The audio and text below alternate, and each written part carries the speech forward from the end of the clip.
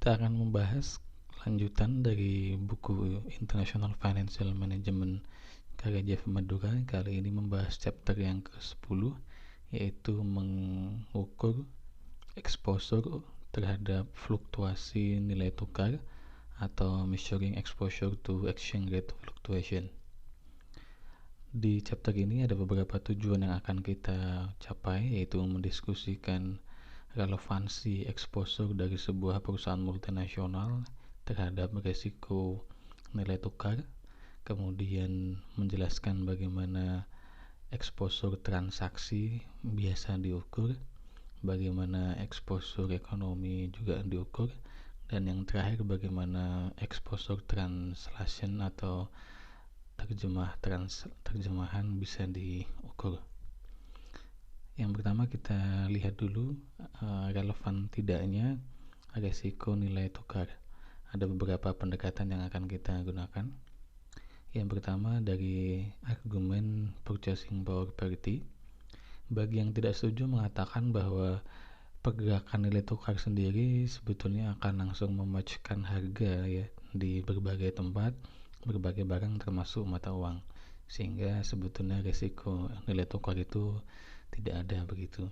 Namun bagi yang setuju bahwa risiko nilai tukar itu ada, mereka mengatakan bahwa purchasing power parity sendiri kadang juga tidak selamanya bisa dipertahankan alias selamanya terjadi dalam kondisi ekonomi yang senyatanya.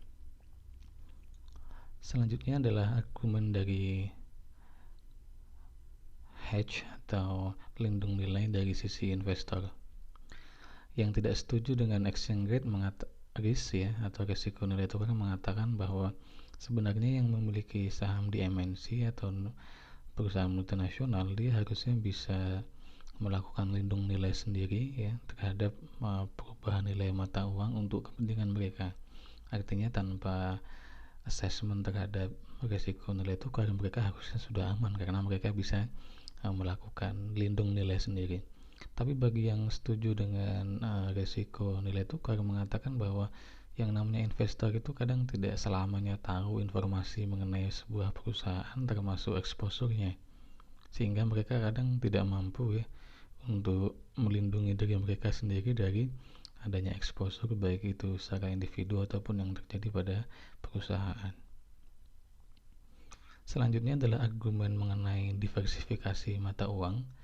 Bagi yang tidak setuju risiko nilai tukar, mereka mengatakan bahwa yang namanya MNC atau perusahaan multinasional itu biasanya sudah terdiversifikasi dengan baik ya, sehingga sebetulnya tidak perlu khawatir adanya perubahan atau pergerakan nilai mata uang, karena nanti toh efek yang terjadi akan dikonversi atau diganti dengan hal yang lain. Jadi ketika dia menggunakan sejumlah mata uang ya, maka katakanlah mata uang yang satu mengalami penurunan, toh nanti mata uang yang lain mungkin akan mengalami peningkatan dan seterusnya. Jadi sebetulnya sudah terdiversifikasi. Ini bagi mereka yang tidak setuju resiko nilai tukar. Tapi bagi yang menganggap ini adalah penting, asumsi di atas sebetulnya sangat naif. Kenapa demikian?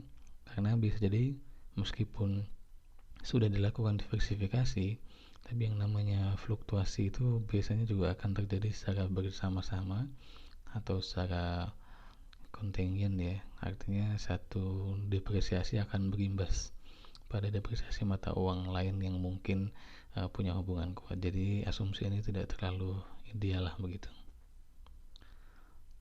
Yang selanjutnya adalah diversifikasi dari pemegang saham sendiri.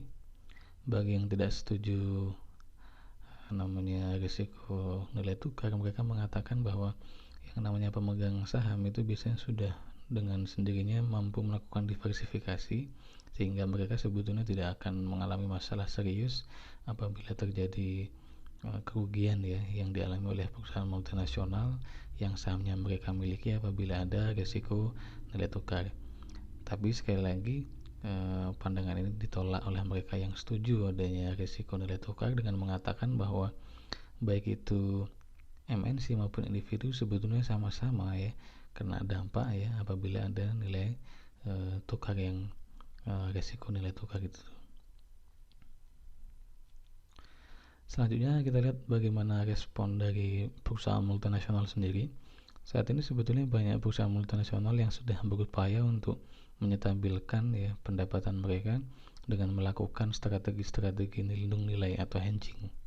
Dengan demikian sebetulnya secara sederhana kita bisa asumsikan bahwa resiko nilai tukar itu sebetulnya memang betul-betul ada ya, sehingga buktinya perusahaan pun perlu melindungi diri dengan berbagai strategi tersebut.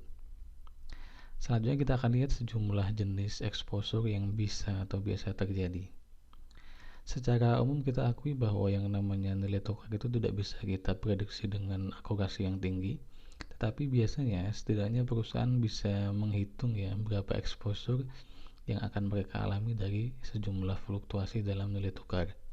Karena itu biasanya ada setidaknya 3 jenis exposure yang biasa perusahaan hadapi. Yang pertama adalah transaction exposure atau exposure transaksi, kemudian yang kedua exposure ekonomik, kemudian yang terakhir adalah translation exposure atau exposure translasi. Kita lihat yang pertama yaitu transaction exposure. Kurang lebih maknanya adalah derajat ataupun tingkatan di mana nilai pada transaksi cash di masa yang akan datang itu bisa dipengaruhi oleh fluktuasi nilai mata uang. Artinya ketika sebuah perusahaan sudah ada deal misalkan untuk bulan depan melakukan atau mendapatkan pembayaran, tapi kemudian ada resiko fluktuasi nilai tukar yang mungkin cukup volatile, nah itulah contoh dari transaction exposure. Bagaimana cara menghitungnya? Biasanya yang dilakukan adalah melakukan proyeksi berapa nilai bersih ya dari inflow ataupun outflow pada masing-masing mata uang. Setelah itu dihitunglah seberapa besar risiko secara keseluruhan ya dari exposure pada masing-masing mata uang tersebut. Perusahaan multinasional ya biasanya mengantisipasi flow aliran dana asing ya. Biasanya untuk yang bersifat jangka pendek ini bisa sangat akurat alias bisa mungkin baguslah maksimal hasilnya karena sifatnya memang jangka pendek, jadi mungkin dalam waktu sebulan, sepekan gitu masih sangat oke gitu ya. Nah, selanjutnya setelah mereka melakukan konsolidasi aliran mata uang asing secara neto ya ke mata uang net flow ini kemudian nanti dikonversi baik itu pada titik penghitungan atau point estimate ataupun pada sebuah range untuk mata uang tertentu. Range ini jarak, jadi mungkin antara nilai tertinggi ataupun nilai terendah fluktuasi yang mungkin akan terjadi, sehingga nanti kemudian mereka punya angka yang standar untuk melakukan assessment terhadap masing-masing nilai masing-masing mata uang. Jadi misalkan untuk dolar saat ini ya, kalau dibandingkan dengan rupiah, mungkin nilai yang paling tinggi bisa katakanlah 14.000, yang paling rendah bisa 13.000. Nah, jadi perusahaan bisa menghitung ya, kira-kira di range semacam itulah mereka nanti akan melakukan assessment untuk mata uang dolar dan rupiah. Mata uang lain pun mereka juga bisa melakukan hal yang sama, sehingga bisa menghitung-hitung kemungkinan akan seperti apa resiko yang mereka hadapi. Exposure secara keseluruhan untuk sebuah perusahaan multinasional bisa dinilai atau bisa dievaluasi dengan menganggap bahwa masing-masing mata uang itu memiliki posisi secara bersama-sama, yang itu nanti sangat dipengaruhi oleh variabilitas komponen mata uangnya sendiri dan juga hubungan antara masing-masing mata uang. Jadi bisa jadi sangat variatif komposisi mata uang yang biasa dipakai sebuah perusahaan, dan hubungan dari masing-masing perusahaan ini pun juga bisa sangat beragam. Kemudian nanti standar deviasi yang diperoleh dari data-data yang secara historis ada bisa dihitung untuk digunakan untuk menghitung variabilitasnya. Yang pasti meskipun sudah memiliki data historis di masa lalu ya, variabilitas ini tentu masih akan berubah-ubah terus sepanjang waktu. Nah, kemudian yang kedua, setelah variabilitas kita juga lihat hubungan. Jadi dalam konteks hubungan ini bisa dilihat mata uang tertentu memiliki koefisien korelasi. yang nanti akan menunjukkan kalau salah satu mata uang bergerak, responnya terhadap mata uang yang satunya akan seperti apa. Nah, contohnya misalnya koefisiennya dihitung dengan pendekatan yang seperti ini. Yang pertama, kalau koefisiennya 1 atau mendekati 1 itu sifatnya positif dan sempurna, alias semakin bergerak sebuah mata uang yang satunya akan bergerak searah. Jadi kalau dolar misalnya mengalami peningkatan, ya rupiah juga akan meningkat dengan sangat kuatnya. Tapi kalau dia 0 atau mendekati 0, maka korelasinya sangat sedikit atau bahkan tidak punya korelasi. Nah, tapi ada juga yang sifatnya negatif dan itu sempurna, alias perfect negative correlation kalau dia minus 1. Misalkan kalau rupiah sama dolar mengalami kondisi semacam ini, itu maknanya kalau dolar naik gitu ya, katakanlah naik sedikit, maka rupiahnya akan jatuh sama persis dengan kenaikan dolar itu. Ini contoh yang bisa digunakan. Kemudian yang penting juga adalah penggunaan korelasi ini dimaksudkan untuk mendeteksi posisi-posisi yang diharapkan bisa mengcover ya mata uang yang satu dengan yang lain. Jadi katakanlah kita punya dua mata uang, yang satu korelasinya satu positif, yang satu negatif, maka perusahaan mungkin bisa mendeteksi sehingga kalau mata uang yang satu jatuh, itu nanti masih bisa di cover oleh mata uang yang lainnya. Contohnya mata uang X dan Y ya sangat berkorelasi, sehingga nanti kalau ada exposure pada inflow daripada mata uang X ya secara neto, kemudian ada outflow pada mata uang Y secara neto juga, kemungkinan bisa saling tercover lah pada sejumlah titik atau sejumlah level.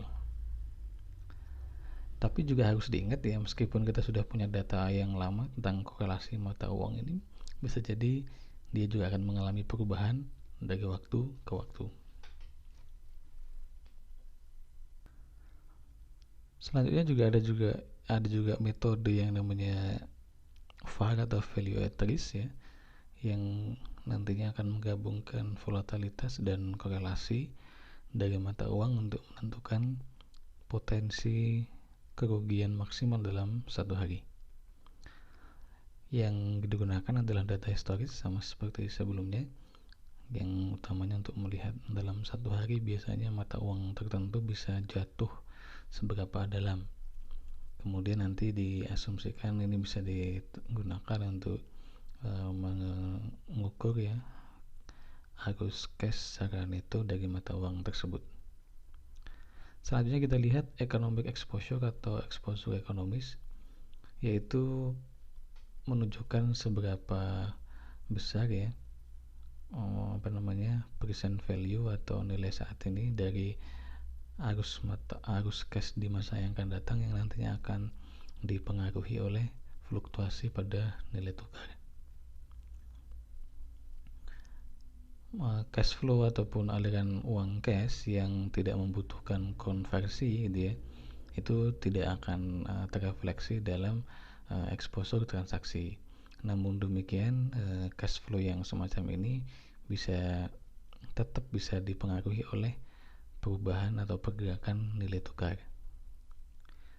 Ini contoh beberapa hal yang perlu kita lihat ya. Yang pertama kita akan lihat bagaimana sejumlah transaksi yang akan berdampak pada inflow cash sebuah perusahaan.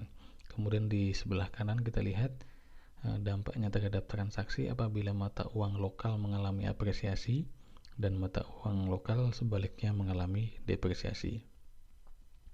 Kita lihat yang pertama, pada local sales atau penjualan di level lokal. Apa dampaknya apabila nilai mata uang lokal mengalami apresiasi, maka penjualan akan mengalami transaksi akan mengalami penurunan ya. Sebaliknya kalau mata uang lokal mengalami depresiasi, maka yang terjadi adalah penjualan lokal akan mengalami peningkatan.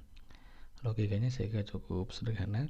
Ketika mata uang lokal mengalami apresiasi, maka yang terjadi produk lokal itu ya, produk dari sebuah perusahaan multinasional di pasar lokal itu nilainya akan terkesan lebih mahal ya, sehingga nanti kalau ada kompetitor di pasar lokal itu maka akan menurunkan penjualannya. Dan sebaliknya, ketika mata uang lokal mengalami depresiasi, maka produk asing tadi akan cenderung lebih murah harganya, sehingga penjualannya bisa meningkat. Katakanlah kita bandingkan sebuah HP Samsung gitu ya, maka ketika mata uang rupiah gitu ya mengalami peningkatan, tentu harga Samsungnya dengan sendirinya akan naik, yang itu akan berdampak pada penjualan. Sebaliknya, ketika mata uang rupiah sedang mengalami jatuh begitu ya, maka yang terjadi adalah tentunya harga ketika mata uang rupiah mengalami depresiasi alias melemah ya, tentu akan ada peningkatan pada penjualan itu. Nah, kemudian hal yang kurang lebih sama ya, itu juga terjadi pada ekspor oleh sebuah perusahaan dengan mata uang lokal ataupun dengan mata uang asing, dan juga pendapatan bunga dari investasi asing juga. Nah, yang diberi tanda bintang 4 adalah transaksi-transaksi yang nanti akan langsung masuk ke exposure pada transaksi. Sedangkan yang tidak ada 2, itu nanti contoh yang masuk ke bagian economic exposure. Selanjutnya kita lihat transaksi yang berdampak pada outflow dari sebuah perusahaan. Kalau yang pertama adalah import untuk supply ataupun untuk barang yang digunakan untuk produksi ya, yang itu menggunakan mata uang lokal, maka tidak akan ada dampak apapun baik mata uang lokal mengalami apresiasi ataupun depresiasi. Namun apabila perusahaan itu mengimpor ya supply dengan mata uang asing ataupun pendapatan bunga yang digunakan untuk hutang bunga ya, untuk pembiayaan asing yang dipinjam, maka ketika mata uang lokal mengalami peningkatan, keduanya akan mengalami penurunan, dan sebaliknya ketika terjadi depresiasi maka keduanya akan mengalami penurunan. Impor dan suku bunga ini termasuk jenis transaksi yang akan termasuk exposure transaksi. Sedangkan yang pertama yaitu impor mata uang lokal tidak masuk, alias masuknya nanti ke economic exposure. Yang perlu kita lihat dari data yang sebelumnya adalah perusahaan lokal pun gitu ya, nanti bisa terkena dampak economic exposure ya, seandainya di dalamnya nanti ada pesaing dengan pasar ataupun pelaku usaha asing, karena nanti akan fluktuasi nilainya, itu akan sangat ditentukan oleh nilai mata uang. Contoh misalnya ada 2 perusahaan sama-sama menghasilkan smartphone gitu ya, yang satu perusahaan berbasis asing, yang satu perusahaan lokal. Jadi perusahaan lokal pun nanti juga harus bisa jadi terkena dampak ya, apabila misalkan mata uang rupiah mengalami depresiasi ataupun mengalami apresiasi ya, maka harga pesaingnya akan mengalami perubahan juga, yang itu akan berdampak pada perusahaan lokal. Nah, yang menarik sebetulnya perusahaan yang multinasional ini biasanya lebih terkena dampak dibandingkan perusahaan lokal. Jadi dalam contoh yang tadi kita sebutkan, perusahaan lokal Indonesia yang memproduksi HP mungkin tidak akan mengalami perubahan harga. Cuman yang akan mengalami perubahan harga itu adalah perusahaan asingnya. Tapi kan mereka perubahannya tidak selalu harganya meningkat, tapi kadang juga bisa menurun akibat fluktuasi mata uang asing yang diacu itu sendiri. Dan yang pasti dampaknya itu tidak sama terhadap perusahaan multinasional, sangat tergantung bagaimana karakteristik operasionalnya dan juga pada posisi mata uang secara neto.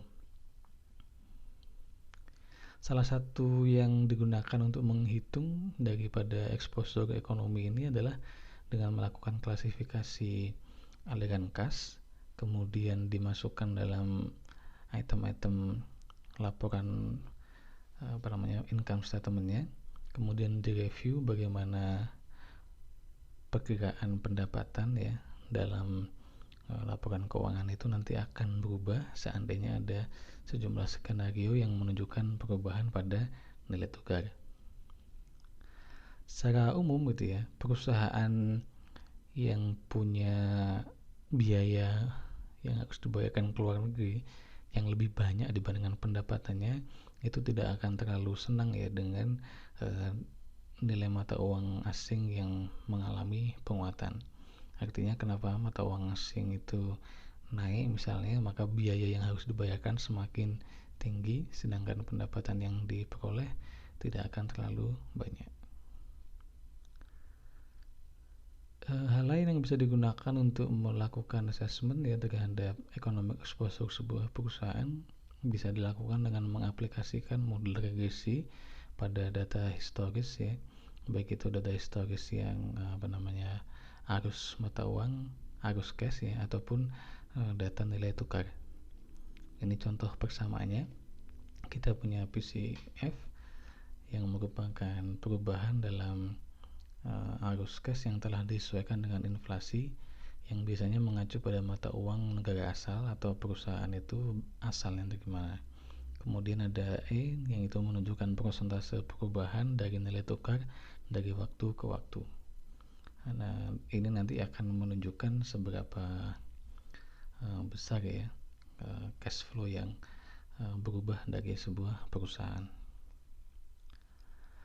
Model regresi yang barusan bisa juga diperbaiki ataupun ditambah ya dengan menambahkan sejumlah mata uang sebagai variabel independen, atau juga bisa digunakan currency index ya, seperti kemarin kita diskusikan, yaitu semacam basket mata uang gitu ya, mengumpulkan beberapa mata uang untuk dilihat komposisinya dibandingkan mata uang tertentu. Pada saat yang sama bisa juga dilakukan perubahan terhadap variabel dependennya, yaitu nilai cash flow-nya gitu ya. Misalkan perusahaan ingin melihat aspek yang lain, misalnya pendapatannya, ekspornya, ataupun penjualan dan sebagainya, dan itu juga bisa diakses untuk melihat bagaimana dampaknya dikaitkan dengan perubahan nilai tukar. Yang ketiga adalah translation exposure ya.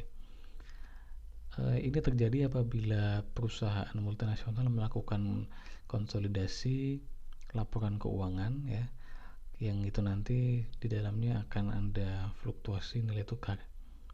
Jadi misalkan laporan di anak perusahaan di Indonesia menggunakan rupiah, kemudian ketika akan digabung ya dengan perusahaan di berbagai negara yang pusatnya di Amerika misalnya, maka harus menggunakan dolar. Nah, itu nanti akan ada exposure di situ.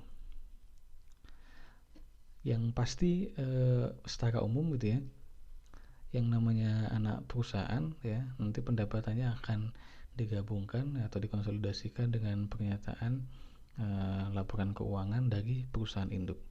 Yang itu nanti tentu ada proses ya, yang dalam proses itu mungkin akan ada perubahan nilai tukar. Katakanlah anak usaha di Indonesia melaporkan pada tanggal 31 bulan ini misalnya.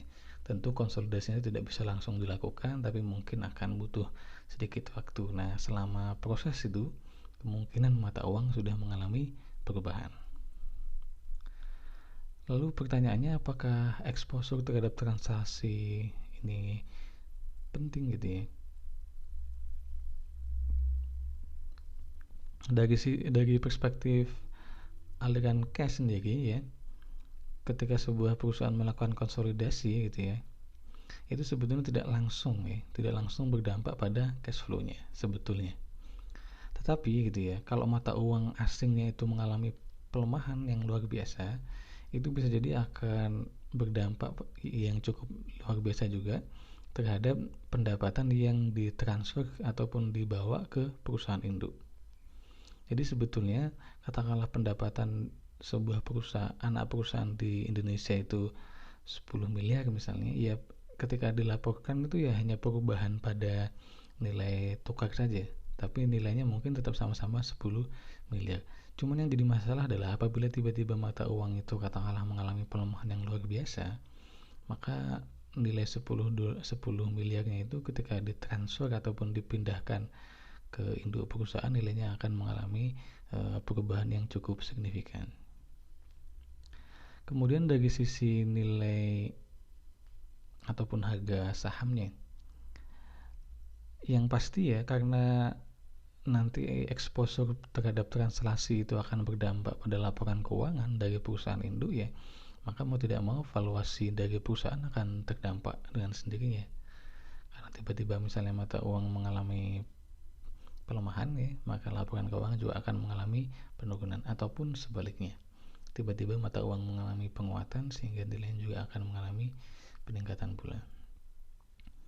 Dengan demikian, secara umum bisa kita asumsikan bahwa yang namanya exposure translasi ini sebetulnya sangat relevan.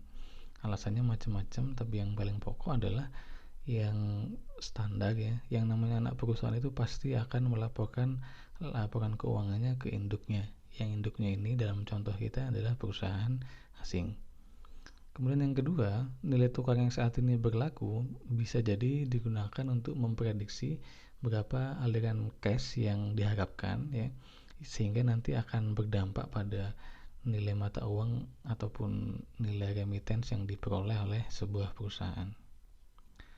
Yang terakhir ya, yang namanya nilai atau laporan keuangan yang telah dikonsolidasikan oleh perusahaan induk akan digunakan oleh investor untuk memberikan penilaian terhadap sebuah perusahaan multinasional. Jadi transaction exposure itu sangat penting ya bagi sebuah perusahaan multinasional.